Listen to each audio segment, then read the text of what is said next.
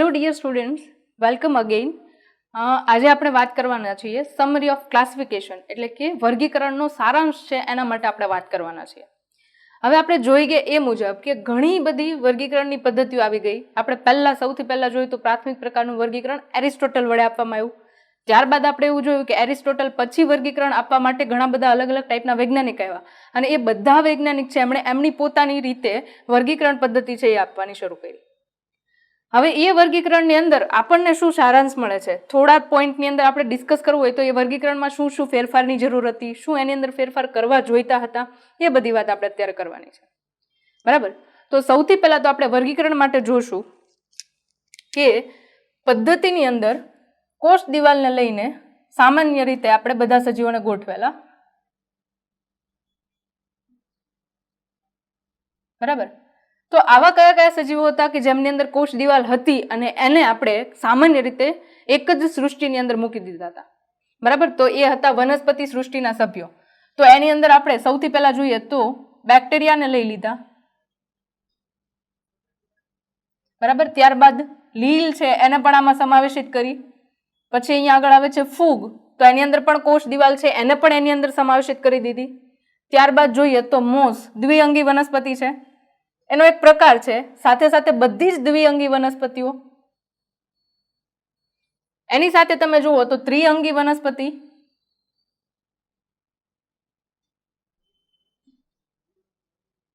ત્યારબાદ જોઈએ તો અનાવૃત બીજધારી વનસ્પતિ.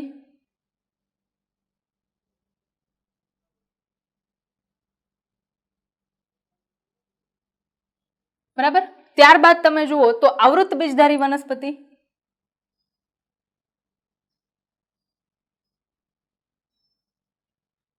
આમ ઘણા બધા સજીવો હતા કે જેમની અંદર સામાન્ય લાક્ષણિકતા શું હતી તો કે એક જ હતી કે એમની અંદર તમને જોવા મળતી હતી કોષ દિવાલ. એટલા માટે બધાને ભેગા કરીને આપણે ક્યાં મૂકી દીધા તો કે બધાને ભેગા કરીને આપણે એક જ જગ્યાએ ગોઠવી દીધા. એ હતા વનસ્પતિ સૃષ્ટિ.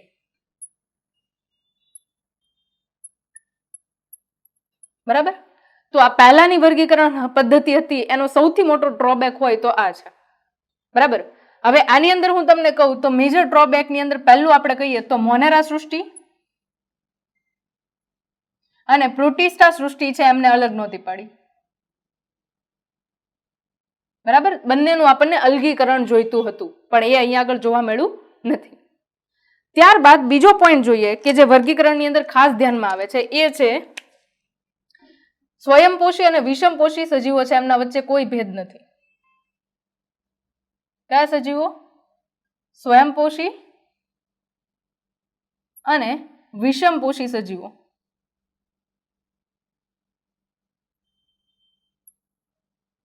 બરાબર. આ બંનેની વચ્ચે કોઈ ભેદ નથી. એટલે સામાન્ય રીતે આપણે જોઈએ તો તમને ખબર છે કે કોષ દિવાલના આધારે જે વર્ગીકરણ હતું એની અંદર આપણે બધા પ્રકારની ફૂગ છે એની અંદર મૂકી દીધી હતી. બરાબર. અને ફૂગ આપણને ખબર છે કેવા પ્રકારનું પોષણ ધરાવે છે તો કે એ ધરાવે છે વિષમપોષી પોષણ.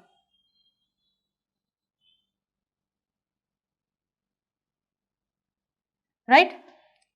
ત્યારબાદ એની જ સાથે તમે જુઓ તો આ સજીવો છે કે જેની અંદર આપણે લીલી વનસ્પતિને કાઉન્ટ કરીએ છીએ, એટલે કે વનસ્પતિઓ. તો આ બધી વનસ્પતિઓ કેવી હતી તો કે એ બધી જ હતી સ્વયંપોષી. તો આમની વચ્ચે પણ આપણને કોઈ ભેદ મળતો નથી. સ્વયંપોષી સજીવ અને વિષમપોષી સજીવો છે બંનેને આપણે ક્યાં મૂકી દીધા? એક સાથે મૂકી દીધા, એ પણ વનસ્પતિ સૃષ્ટિની અંદર જ. રાઈટ. ઓકે. ત્યારબાદ આપણે એક ત્રીજો પોઈન્ટ જોવો જોઈએ કે જે અહીંયા આગળ આવશે, એક કોષીય અને બહુકોષીય સજીવો વચ્ચેનો તફાવત.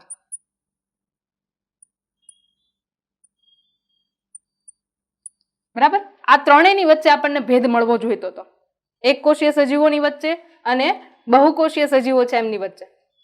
પહેલા બે પોઈન્ટ્સ તો જોઈ ગયા, ત્રણ મેઇન પોઈન્ટ છે, મને પહેલા બે પોઈન્ટ્સ તો આપણે જોઈ લીધા. છેલ્લો પોઈન્ટ છે એક કોષીય અને બહુકોષીય સજીવો વચ્ચેનો ભેદ. બરાબર. સામાન્ય રીતે આપણે એક એક્ઝામ્પલ લઈએ. બરાબર. લીલ કરીને એક આવે છે જેને આપણે કહીએ છીએ ક્લેમિડોમોનાસ.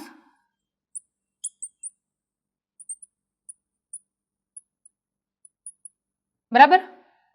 અને એની સાથે તમે બીજી એક લીલ જુઓ તો એ જે છે એ છે સ્પાયરોગાયરા.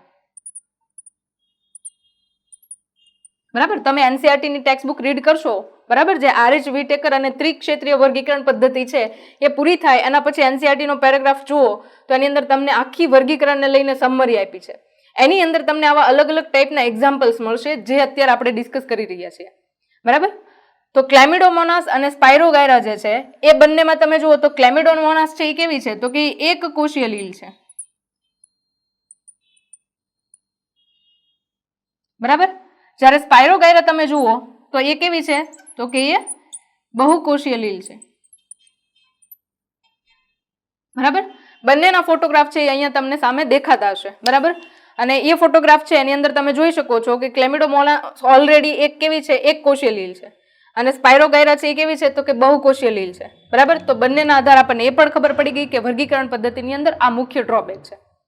બરાબર, હવે સામાન્ય રીતે આપણે આ પદ્ધતિને લઈને વાત તો કરી લીધી, પણ એ સિસ્ટમની અંદર અલગીકરણ ક્યાં આવ્યું એના માટે આપણે વાત કરીએ. બરાબર, એટલે કે અલગતા ક્યાં આવી એ આપણે જોવાનું છે કે પહેલાનું વર્ગીકરણ છે અને અત્યારનું આ લેટેસ્ટ વર્ગીકરણ છે, તો બંનેની અંદર શું અલગ થયું જેના કારણે આ પદ્ધતિ છે એ અત્યારે ઉપયોગમાં લઈ રહ્યા છીએ. રાઈટ વિદ્યાર્થી મિત્રો, શું તમે જાણો છો કે તમે સ્ટુડન્ટ બ્રોનો કોર્સ પરચેસ કરીને તમારી નીટ અને જેડબલઈ એક્ઝામની અંદર સારામાં સારો સ્કોર મેળવી શકો છો? અમારા સ્ટુડન્ટ બ્રો કોર્સની અંદર તમને મળશે વિડીયો લેક્ચર્સ, જેડબલઈ અને નીટની એક્ઝામની પ્રિપેરેશન કરાવવામાં આવશે, ચેપ્ટર વાઇઝ એમસીક્યુ ટેસ્ટ આપવામાં આવશે, લાઈવ ડાઉટ સોલ્યુશન આપવામાં આવશે કે તમને કોઈ પણ પ્રશ્નની અંદર ડાઉટ હોય તો અહીંયાથી તમને તેનું સોલ્યુશન આપવામાં આવશે, સ્ટડી મટીરિયલ્સ આપવામાં આવશે અને ડીપીપી આપવામાં આવશે. વધુ માહિતી માટે નીચે ફોર્મ આપેલું છે તે ફોર્મને ફિલઅપ કરો અથવા તો 8141818102 નંબર ઉપર કોલ કરો. તો આપણે વાત કરતા હતા અલગીકરણ બાબતે કે પહેલાનું વર્ગીકરણ છે એ અત્યારના વર્ગીકરણથી કઈ રીતે અલગ પડે છે. બરાબર, તો એને લઈને મુખ્ય તબક્કાઓ ડિસ્કસ કરીએ તો મેઇન આપણે બે પોઈન્ટ્સને વધારે ડિસ્કસ કરવા પડે, અને એ બે પોઈન્ટ્સ તરીકે જોઈએ તો એક બાજુ આપણે રાખી દઈએ મોનેરા સૃષ્ટિના સજીવો, બરાબર, અને બીજી બાજુ આપણે રાખી દઈએ પ્રોટિસ્ટા સૃષ્ટિના સજીવો. બરાબર, તો મોનેરા અને પ્રોટિસ્ટા આ બંને પ્રકારના સજીવો છે, એમને ધ્યાનમાં રહીને જોઈ લેશું તોય આપણને આઈડિયા આવી જશે કે બંને સૃષ્ટિને લઈને કઈ રીતે અલગીકરણ કરી શકાય એમ હતું, અને વર્ગીકરણ પહેલાનું હતું એના બદલે અત્યારનું મોડર્ન ક્લાસિફિકેશન છે એ કઈ રીતે યુઝફુલ બને. રાઈટ, તો પહેલા તમને ખબર છે કે મોનેરા સૃષ્ટિની અંદર આપણે બધા જ આદિકોષ કેન્દ્રીય સજીવો મૂકવાના હતા. બરાબર, આદિકોષ કેન્દ્રીય સજીવો.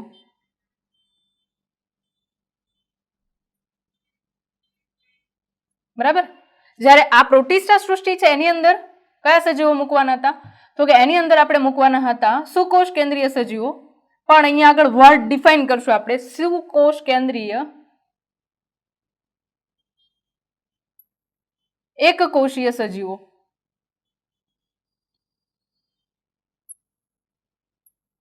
રાઈટ, વર્ડ છે એના ઉપર ભાર આપજો થોડા. એક કોષીય અને સુકોષ કેન્દ્રીય. સુકોષ કેન્દ્રીય સજીવો છે એ બે પ્રકારના છે, એક કોષીય પણ છે અને બહુકોષીય પણ છે.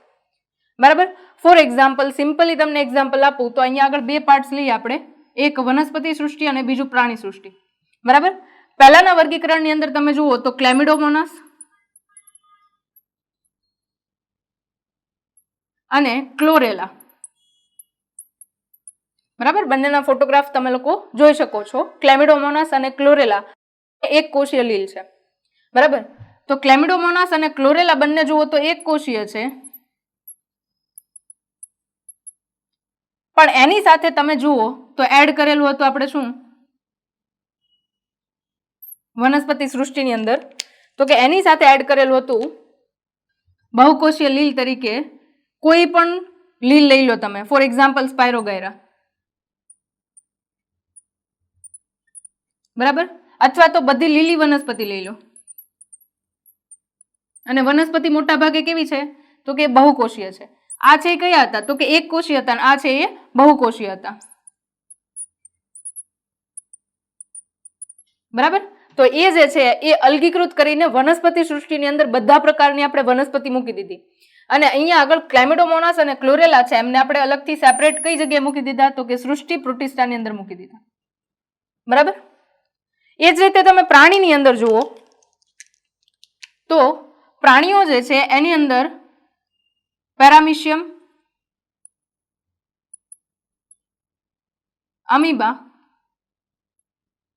બરાબર, ક્લેમિડોમોનાસ અને ક્લોરેલા છે એની અંદર તમે જુઓ તો એ કેવા છે તો કે એ જે છે એક કોષીય સજીવો છે, પણ એની અંદર કોષ દિવાલ હાજર છે.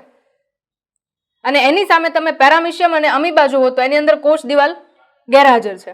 બરાબર, તો અહીંયા કોષ દિવાલ ગેરહાજર છે છતાં પણ આપણે એને ક્યાં રાખી દીધા તો કે એમને રાખી દીધા આપણે પ્રોટિસ્ટા સૃષ્ટિની અંદર.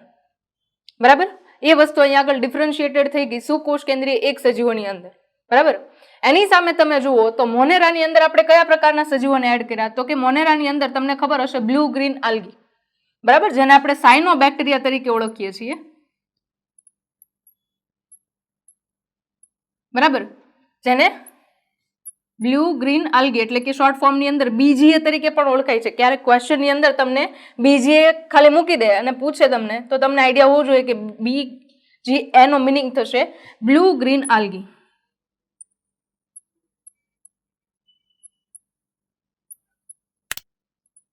બરાબર, આ થયો બ્લુ ગ્રીન આલ્ગી. હવે એ તમે જુઓ તો આપણે જ્યારે આ વર્ગીકરણ પહેલાનું જોતા હતા, બરાબર, અને એની સામે અલગીકરણ અત્યારનું જોઈએ તો એની અંદર શું ડિફરન્સ છે તો કે સાયનોબેક્ટેરિયા છે એ પહેલા આ બધાની સાથે જ હતા, વનસ્પતિ સૃષ્ટિની અંદર જ મૂક્યા હતા, કારણ કે એની અંદર હરિદ્રવ્ય હાજર હતું અને પોતાનો ખોરાક જાતે બનાવતા હતા, કોષ દિવાલ હાજર હતી. તો બધા કેરેક્ટરને લઈને આપણે ક્યાં એક સાથે મૂકી દીધા હતા તો કે કોમન સૃષ્ટિ વનસ્પતિ સૃષ્ટિની અંદર મૂક્યા હતા. પણ જે હાલનું વર્ગીકરણ છે એને શું કર્યું તો કે કોષ દિવાલના આધારે વર્ગીકરણ અલગ કરી નાખ્યું, આદિકોષ કેન્દ્રીયને લઈને અલગ કરી નાખ્યું, સુકોષ કેન્દ્રીયને લઈને અલગ કર્યું. સાથે સાથે તમે જુઓ તો અહીંયા આગળ એક કોષીય અને બહુકોષીય સજીવો છે એમને પણ અલગ કરી દીધા. બરાબર, તો પેરામિશિયમ અને અમીબા છે એ બંને કેવા છે તો કે એક કોષીય સજીવો છે. અને એની સિવાય બીજા પ્રાણીઓ જુઓ.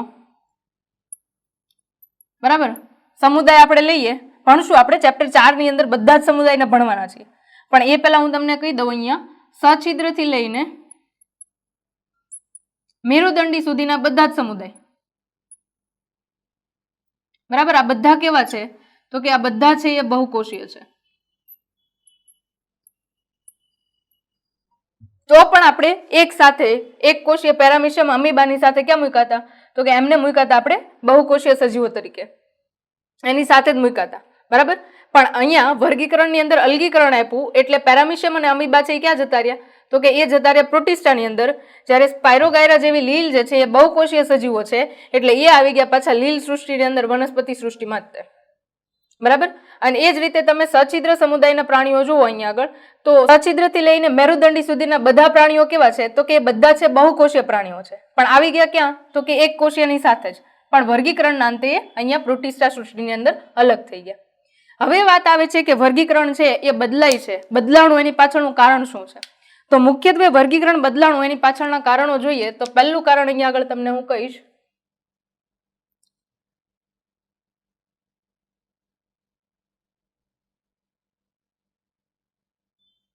વર્ગીકરણ જોવા માટેની પદ્ધતિ. બરાબર, આપણે શું કર્યું તો કે જેમ વર્ગીકરણ આવતું ગયું બરાબર એમ વર્ગીકરણને થોડુંક અપડેટ કરવા માટે અહીંયા આગળ વર્ગીકરણને જોવાની રીત બદલાવી. કેમ કે આપણી પાસે માઇક્રોસ્કોપ જેવા ઇન્સ્ટ્રુમેન્ટ આવતા ગયા, આપણી સમજણ થોડીક વિકસિત થતી ગઈ, એટલા માટે વર્ગીકરણ છે એ બદલાયું. બરાબર, એટલે હું અહીંયા પહેલો પોઈન્ટ એવું કહીશ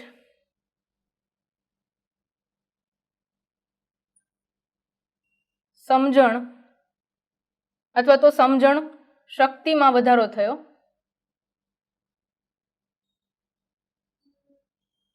જેના કારણે વર્ગીકરણ જે છે એ આપણા માટે વર્ગીકરણ છે એ બદલાયું. બીજો પોઈન્ટ અહીંયા આગળ કહીશું તમને કે ઉદ્વિકાસની પ્રક્રિયા આપણે ખૂબ સારી રીતે સમજી શક્યા અને ઉદ્વિકાસની પ્રક્રિયા સારી રીતે સમજવાના કારણે વર્ગીકરણ છે એ બદલાયું, વર્ગીકરણની પદ્ધતિ બદલાઈ. ઉદ્વિકાસ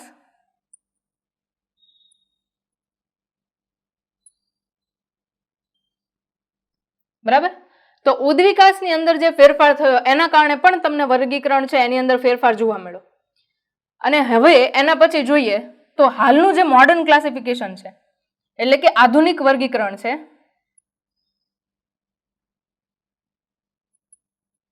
એ કયા કયા પાસા ઉપર કામ કરે છે તો કે આધુનિક વર્ગીકરણની અંદર આપણે મેઇન પાસાઓ જોઈએ તો બાહ્યાકાર વિદ્યા.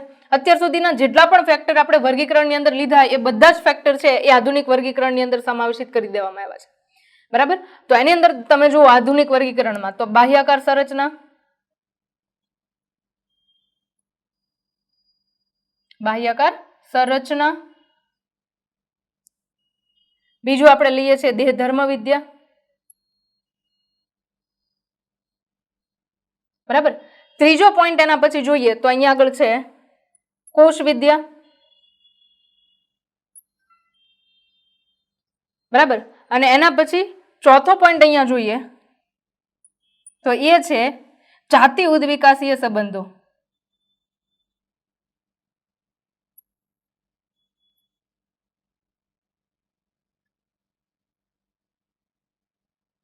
જેણે વર્ગીકરણ છે એના માટેના બધા જ પાસાઓને સમાવેશિત કરી લીધા અને હાલનું આ લેટેસ્ટ ક્લાસિફિકેશન છે જે આપણે ઉપયોગમાં લઈએ છીએ. બરાબર. તો અહીંયા આગળ વર્ગીકરણને લઈને બધી જ ઇન્ફોર્મેશન તમને આપી છે. બરાબર. અને અહીંયા આગળ આ વર્ગીકરણને લઈને જે ઇન્ફોર્મેશન અથવા તો જે ટોપિક છે એ કમ્પ્લીટ થાય છે. નેક્સ્ટ આગળ આપણે વાત કરવાના છીએ એક એક સૃષ્ટિ માટે અલગથી પોઈન્ટને ડિસ્કસ કરવાના છે. તો હાલના તબક્કા મુજબ આપણે RH વિટેકર મુજબ વર્ગીકરણ પદ્ધતિનો અભ્યાસ કરવાના છીએ. પણ એની સાથે સાથે કેટલાક અગત્યના પોઈન્ટ્સ છે કે જે નીટની અંદર આવે છે કે જે ડિટેલમાં સ્ટડી કરવાના છે એ પોઈન્ટ્સ છે એને પણ આપણે સ્ટડીમાં લેવાના છીએ. રાઈટ. તો એના ઉપર આપણે આગળ ડિસ્કશન સ્ટાર્ટ કરીએ.